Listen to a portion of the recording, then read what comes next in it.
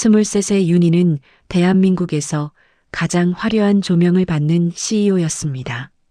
하지만 그녀의 집무실을 매일 새벽 청소하는 33세 지우는 알고 있었습니다. 그녀가 책상 아래에서 소리 없이 울고 있다는 것을요. 지우는 말없이 매일 따뜻한 차 한 잔을 내려놓았습니다. 지우는 원래 남부러울 것 없는 재벌가의 외아들이었습니다. 유수기업의 후계자 수업을 받으며 탄탄대로를 걷던 그의 인생은 5년 전 아버지의 갑작스러운 사업 부도와 의문의 죽음으로 순식간에 지옥으로 변했습니다.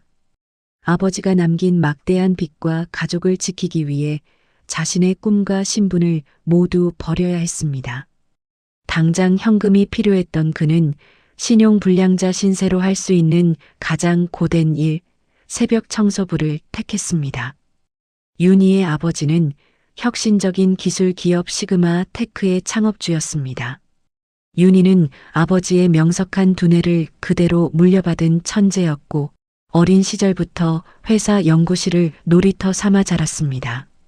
하지만 윤희가 20살이 되던 해 아버지는 불의의 사고로 갑작스럽게 세상을 떠났습니다. 회사는 순식간에 혼란에 빠졌고 이사회는 아버지의 유언에 따라 당시 겨우 20세였던 천재 윤희를 CEO로 초대했습니다. 그것은 축복이 아닌 늑대굴에 던져진 잔인한 유산이었습니다. 어린 나이에 감당하기 힘든 거대 기업의 무거운 책임감과 밤낮 없이 이어지는 치열한 권력. 다툼은 그녀를 고독의 소용돌이로 몰아넣었습니다. 윤희의 가장 큰 적은 외부가 아닌 내부에 있었습니다. 특히 그녀의 당숙이자 회사의 상무인 박 상무는 윤희의 아버지가 살아있을 때부터 2인자 자리에 만족하지 못했습니다.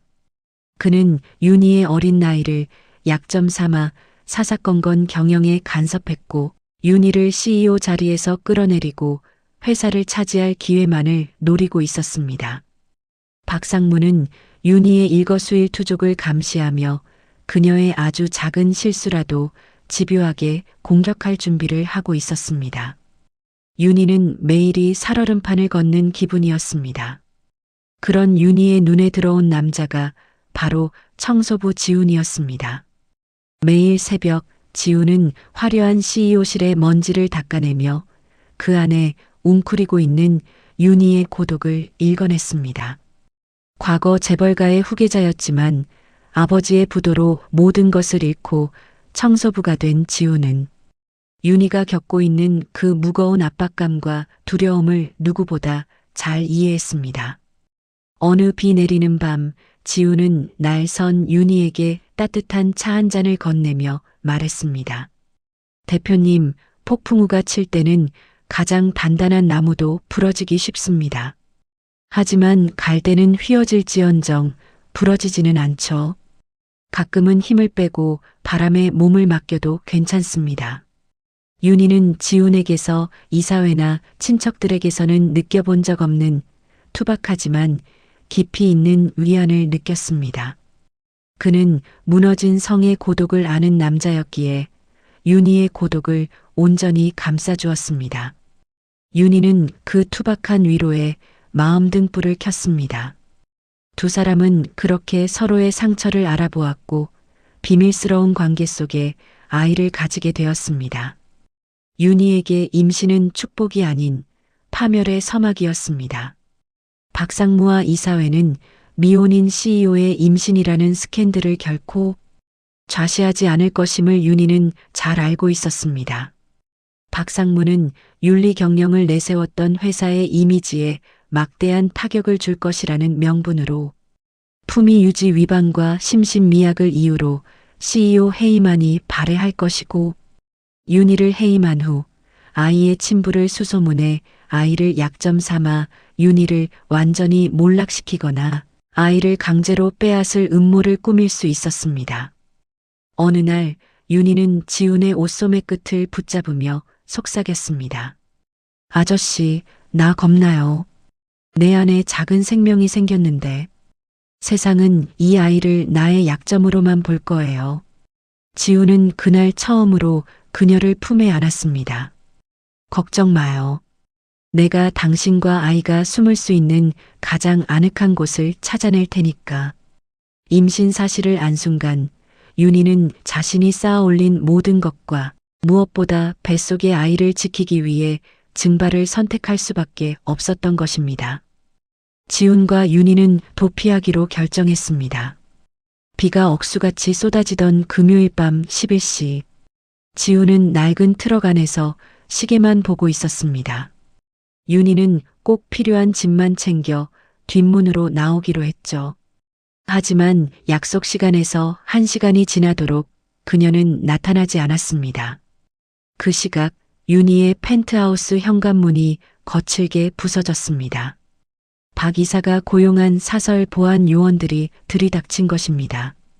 윤희는 침착하게 서류 가방을 챙기려 했지만 박 이사의 비열한 웃음소리가 거실을 채웠습니다.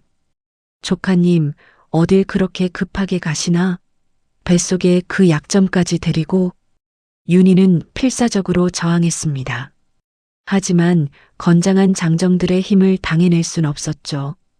그녀는 입이 막힌 채 검은색 벤 차량으로 끌려갔습니다.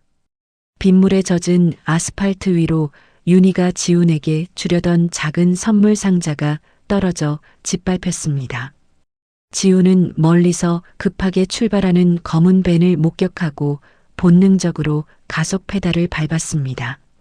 하지만 박 이사 일당은 미리 치밀하게 준비해 두었습니다. 지훈의 트럭 앞을 대형 화물차가 가로막았고 그 사이 윤희를 태운 차는 빗줄기 속으로 사라졌습니다. 차 안에서 윤희는 공포에 떨면서도 배를 감싸쥐었습니다. 박 이사는 차갑게 음조렸습니다. 세상 사람들은 내가 경영 압박을 못 이겨 자살했거나 해외로 도피했다고 믿게 될 거야. 아이를 낳을 때까지 넌 죽은 사람이다.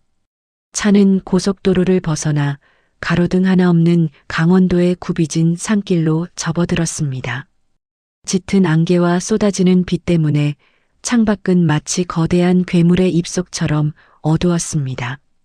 몇 시간을 달렸을까? 휴대폰 신호조차 잡히지 않는 절벽 끝에 낡은 별장이 모습을 드러냈습니다. 별장은 겉보기엔 화려했지만 창문마다 창살이 덧대어져 있었고 마당엔 사나운 개들이 풀어져 있었습니다.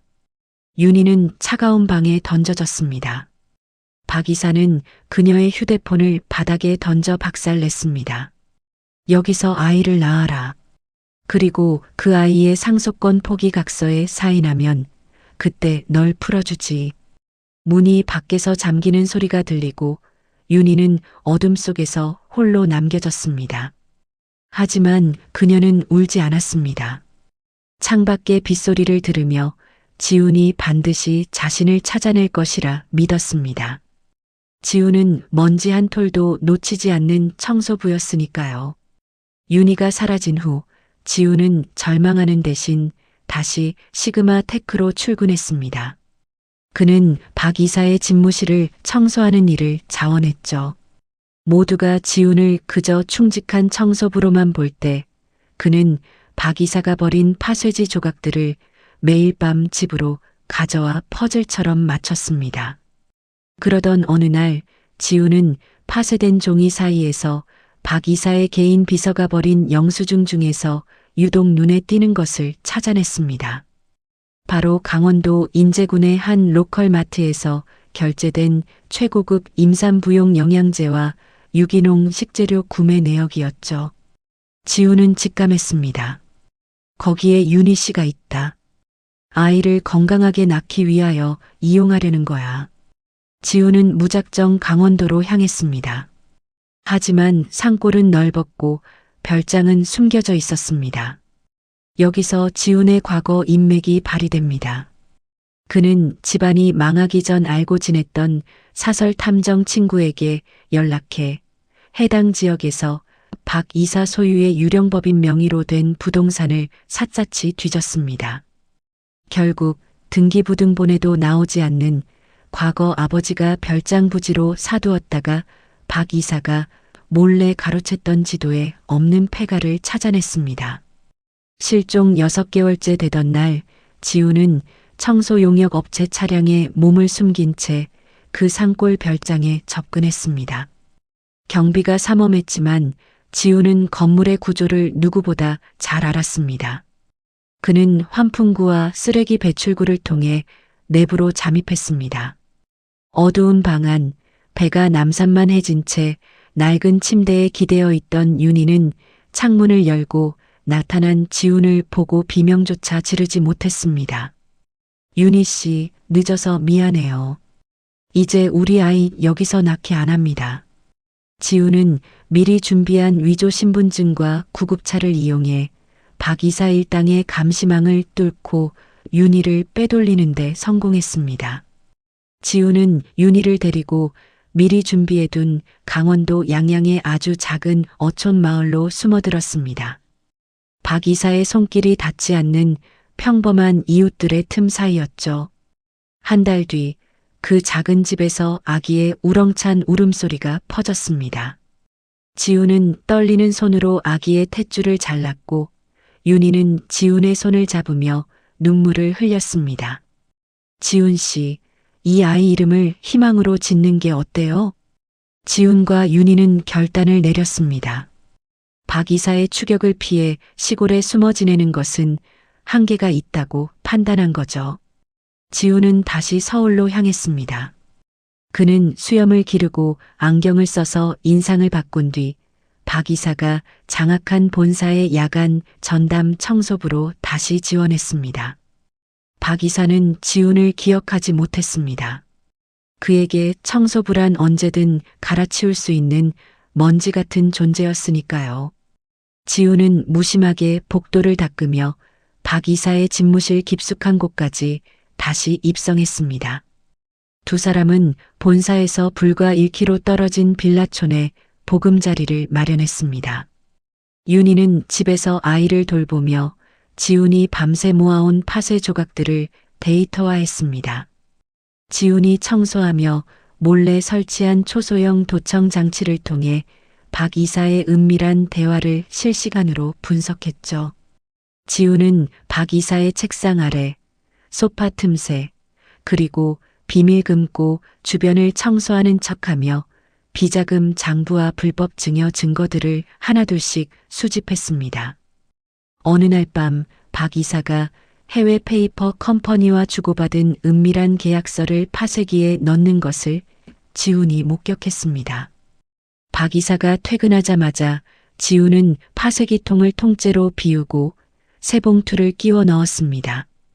그날 새벽 윤희와 지훈은 거실 바닥에 수천 조각의 종이를 펼쳐 놓았습니다. 아이가 새근새근 잠든 곁에서 두 사람은 눈이 충혈될 때까지 종이를 맞췄습니다. 마침내 완성된 문서는 박 이사가 회사의 공금을 횡령해 도박 자금으로 썼다는 결정적인 이중 장부였습니다. 모든 퍼즐이 맞춰진 날 지훈은 마지막으로 박 이사의 집무실을 아주 깨끗하게 청소했습니다. 그리고 박 이사의 책상 정중앙에 그동안 모은 범죄 증거 목록과 함께 윤희의 이름이 새겨진 CEO 명패를 올려두었습니다. 다음 날 아침 출근한 박 이사는 자신의 의자에 당당하게 앉아 있는 윤희와 그 뒤를 지키는 지훈을 보고 사색이 되었습니다. 박 이사님, 사무실이 참 지저분하더군요. 그래서 제가 직접 쓰레기들을 좀 치워버렸습니다. 윤희의 서늘한 목소리와 함께 검찰 수사관들이 들이닥쳤습니다. 지훈은 옆에서 조용히 박 이사의 명패를 쓰레기통에 던져 넣으며 말했습니다. 이건 이제 필요 없는 쓰레기네요. 지훈과 윤희는 가장 가까운 곳에서 적의 숨통을 조인 것입니다. 검찰 조사실에 앉은 박 이사는 지훈이 수집한 증거들 앞에 결국 무너졌습니다. 하지만 지훈이 마지막으로 던진 서류 한 장이 그의 숨통을 완전히 끊어놓았습니다. 그것은 5년 전 윤희 부모님의 차량을 고의로 고장내도록 지시한 박 이사의 비밀 통화 녹취록과 작업 지시서였습니다. 지우는 청소부 시절 박 이사가 절대 열지 말라며 보관하던 아주 오래된 개인 금고의 먼지를 닦다 우연히 그 열쇠를 발견했고 복수의 날만을 기다리며 그 내용을 복사해 두었던 것이죠.